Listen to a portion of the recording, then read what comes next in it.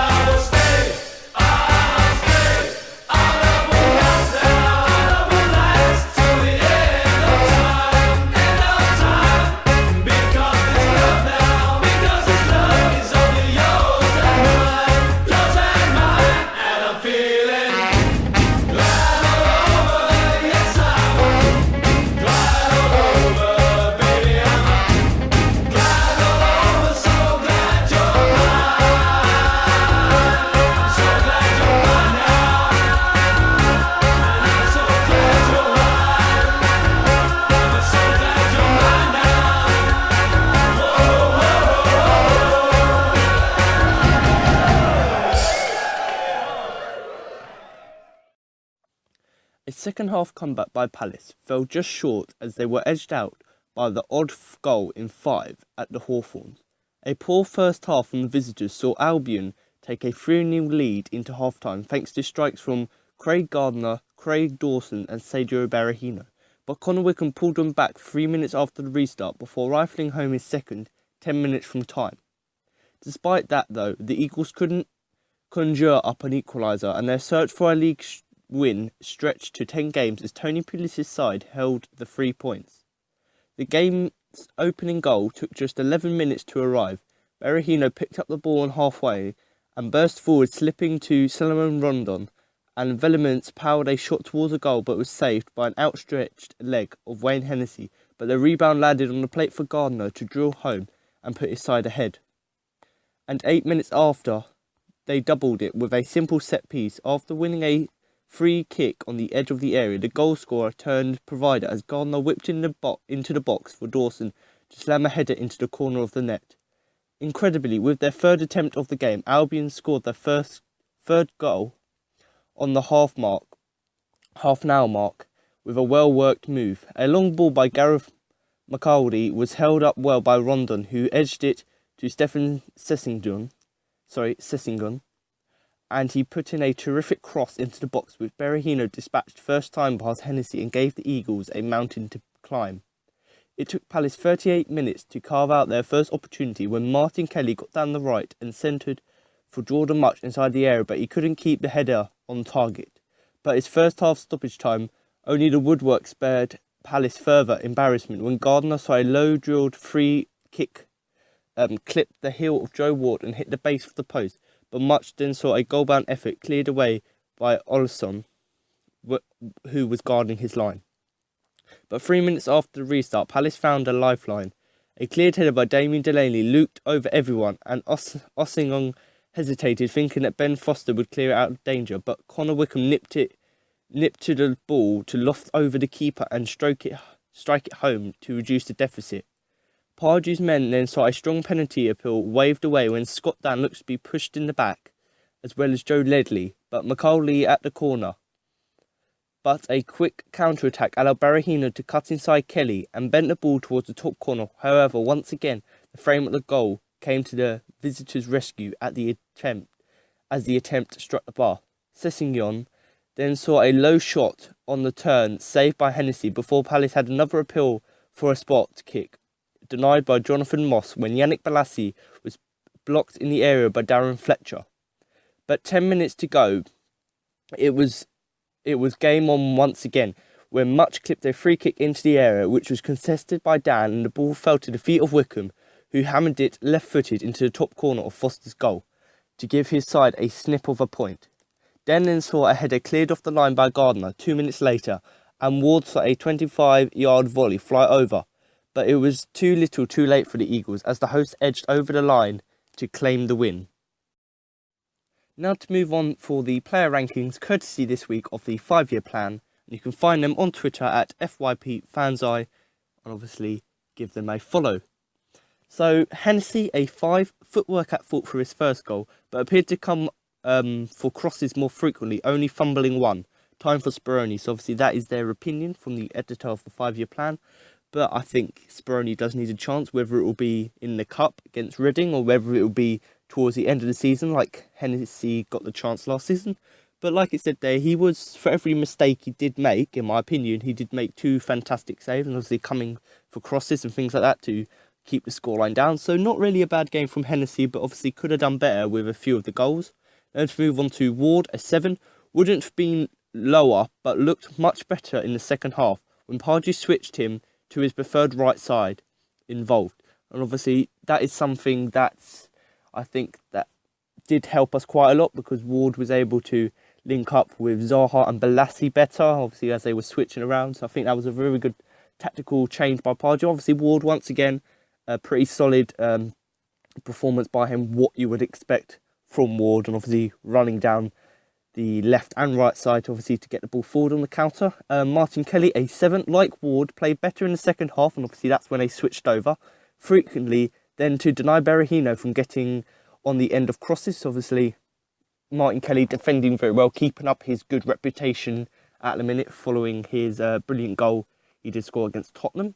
Now to move on to Delaney, a 6, lacked the pace to keep up with Rondon for the first goal, but some assured defending in the second half. So obviously very good defending in the second half from Delaney, but in the first half weren't really good defending. Obviously that meant that West Brom could get through on goal, and obviously as he's 34 years old, you wouldn't expect him to be the fastest player on the field.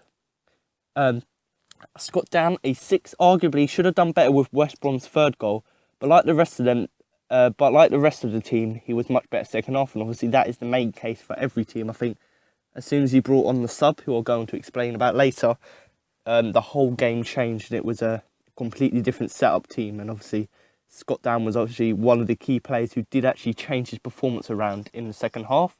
So a 6 for Scott Dan. A Cabaye, a 6, fouled and fouled again. Cabaye and Zaha must be the least protected players in the league, constantly involved. So Cabaye, obviously, like always, a very consistent player. He was able to give really good key passes. Passes basically is a word to describe Cabaye. Really good passes.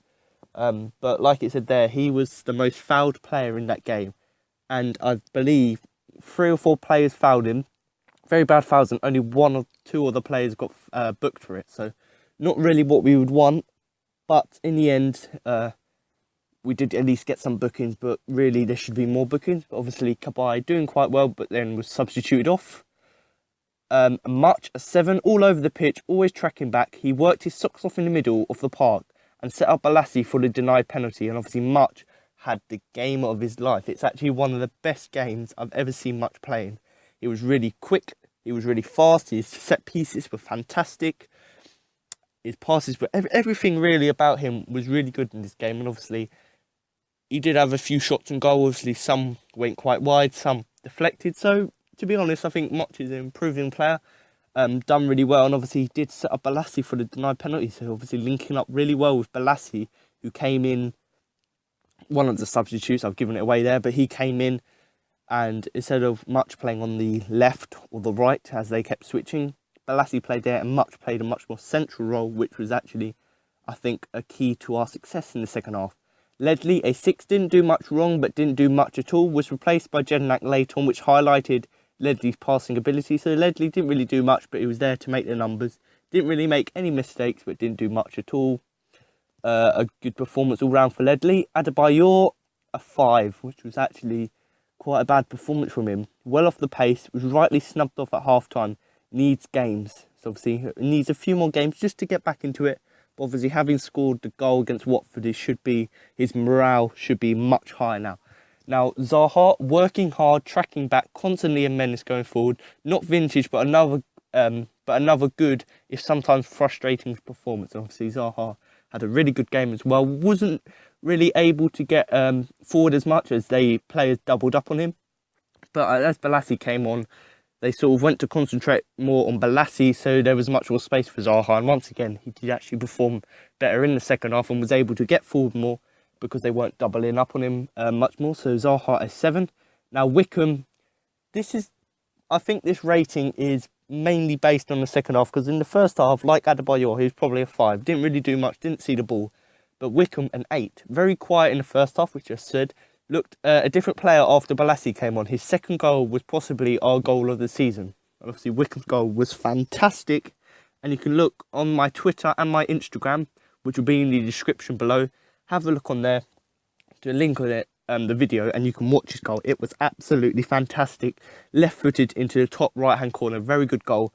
But to be honest, before Balassi got injured, we had Balassi and Wickham up front in a 4-4-2 formation, and that worked really well. And that's when we kept winning games. It was in December where we had 6 games in a row we won. And that's why, because of that partnership. So people say Adebayor and Wickham may work as a partnership, but I think Balassi and Wickham up front will be the perfect partnership to have. Balassi an 8 again, showed how much we missed him with his pace and direct play. Changed the game when he came on. Should have had a penalty. Welcome back. And obviously, I have to agree with that. Welcome back. He was a fantastic addition, a fantastic substitution, and the right decision Pardew made. I don't know why he didn't start Balassi, but at least we know now that Balassi's up to his standard again. He can still run fast, even though he's not back to full fitness. And he was absolutely fantastic. Like I said here, he changed the game. He changed the way the team worked, and he helped players like Wickham and Zaha and Much get back into the game. And obviously that's when we got the 2 goals, and obviously Much once again supplied him with the pass, and he should have really won the penalty. And obviously our other 2 substitutions, Jednak and Gale, came on. They only came on for the last 10-15 minutes, so you can't really judge them on that performance. So there you have it. That was my match review and player rankings for the game.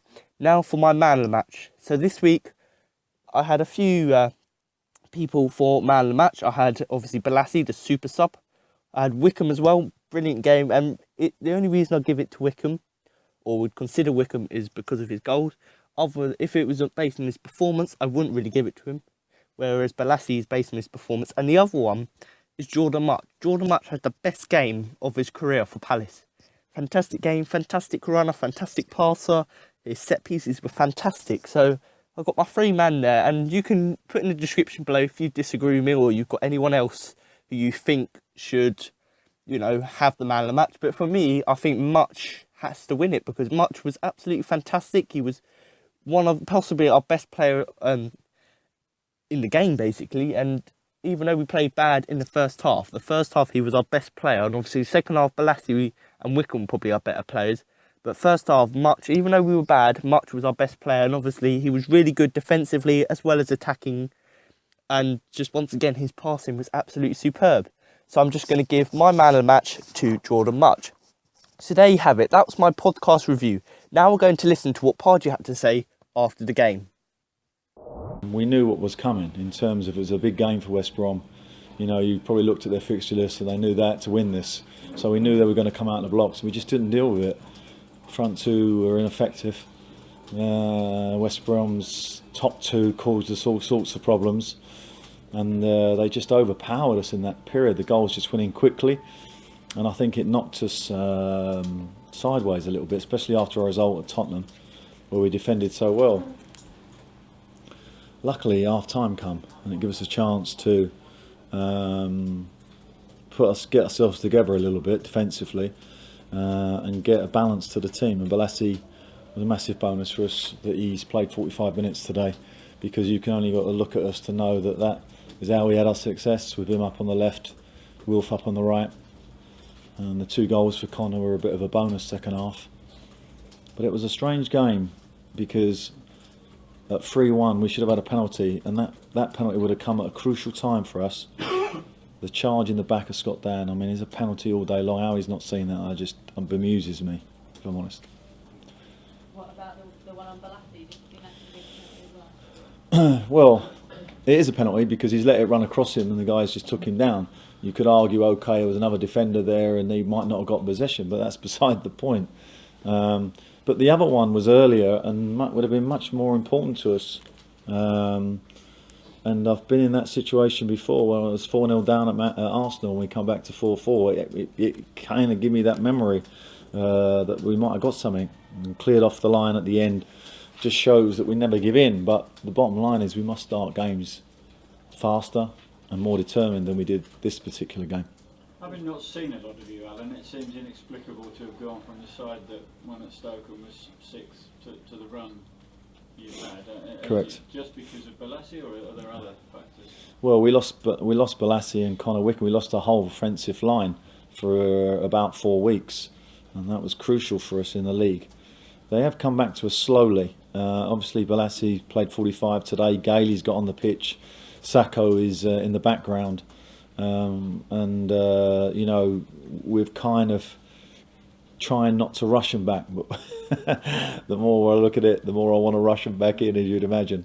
Even so, it seems inexplicable to, you know, given the problems with injuries and around that, but it seems a huge turnaround from where you were there. No, but you can't lose the offensive players that we've lost. We lost literally a whole offensive line. I don't think it's helped losing Papa Suarez for 3 games. We just had situation and a combination of events. Having said that, we've still got a big part of the season to go. We have the quarter-final of the FA Cup, and we have some big games to play. And the priority for us is the 2 fronts, is to get the results we need to stay in this division now, because Europe obviously is long gone for us in terms of a league position. So that's that priority, and to try and win the cup.